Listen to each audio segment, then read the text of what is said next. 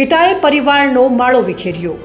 ક્યારેક સમાજમાં એવી ઘટનાઓ સામે આવતી હોય છે જે ઘટનાઓ આપણું હૃદય કંપાવી દેતી હોય છે। કંઈક આવી જ ઘટના બનાસકાંઠા જિલ્લામાં બની છે। બનાસકાંઠા જિલ્લામાં ઘરકંકાસનો કરુણ અંજામ સામે આવ્યો છે। ગરીબ પરિવારનો માળો વિખેરાતા 4 બાળકો નોંધારા બન્યા છે। પતિ જ પત્નીનો હત્યારો બન્યો। જોઈએ અમારા ખાસ રિપોર્ટમાં। વાત છે બનાસકાંઠા જિલ્લાના પાલનપુર તાલુકામાં આવેલા ચંડીસર ગામની, જ્યાં ગરીબ મજૂરી વર્ગના પરિવારમાં રોજના ઘરકંકાસે પરિવારના એક સભ્યનો જીવ લઈ લીધો છે।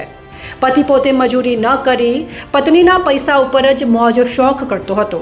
3 દીકરીઓ અને 1 દીકરો હોવા છતાં પતિ દિલીપ બાળકો કે પત્નીનું વિચાર્યા વિના માત્ર પોતાના મોજ શોખમાં જીવન ગુજારતો હતો। એટલું જ નહીં, રોજ રોજ પત્ની પાસે પૈસાની માંગણી કરતો હતો અને જો પત્ની પૈસા ન આપે તો તેને માનસિક ત્રાસ આપી મારઝૂડ કરતો હતો। પરંતુ 3 દીકરીઓ અને 1 નાના પુત્રના ભવિષ્યની ચિંતા કરી પત્ની ચકુબેન આટલો ત્રાસ સહન કરી પણ ઘર સંસાર મજૂરી કરી ચલાવતા હતા।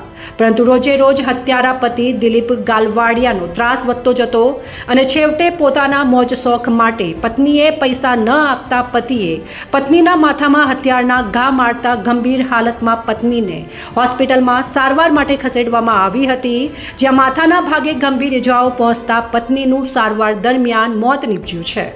છાસવારે પત્નીને માનસિક અને શારીરિક ત્રાસ આપતા સામે મૃતક ચકુબેનના પરિવારજનોએ ગઢ પોલીસ મથકે હત્યાની ફરિયાદ નોંધાવતા ગઢ પોલીસે ગણતરીના કલાકોમાં જ હત્યારા પતિ દિલીપ ગાલવાડિયાની ધરપકડ કરી લીધી છે।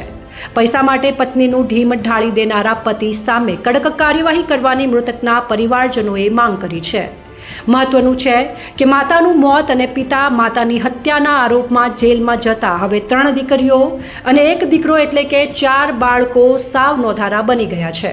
મારું નામ વિરભણજી ચતુર્જી છે, રહું મડાણા ડાંગિયા। મારી બેન ચંડીસર જે લગ્ન કરેલા હતા એ ચંડીસર જાતિ એના પછી એમને માથામાં લોખંડનું હોય તો ઘણા લાકડાનું હોય, માથા મારવાથી સિવિલ હોસ્પિટલ લઈ જતા તેમને સિવિલ અંદર એક્સપાયર થઈ ગયેલા। પછી મેં તપાસ હાથ ધરી, સિવિલ હોસ્પિટલ જઈ અને મેં ગઢ પોલીસ સ્ટેશન ખાતે ફરિયાદ નોંધાવી। દિલીપજી મથુરજી ગાલવાડિયા તેના વિરુદ્ધ ફરિયાદ નોંધાવી। ચકુબેન 4 બાળકો।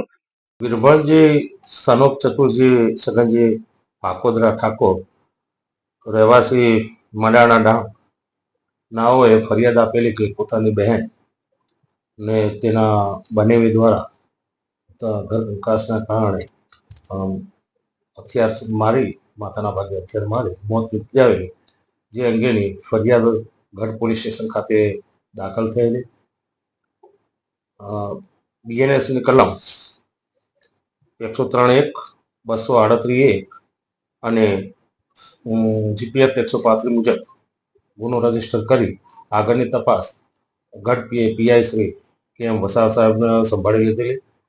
આ બાબતે તપાસ કરી આરોપીની હ્યુમન રિસોર્સિસના આધારે શોધ કરી અને આરોપીની ધરપકડ કરવામાં આવેલી છે। આગળની કાર્યવાહી ચાલુ છે।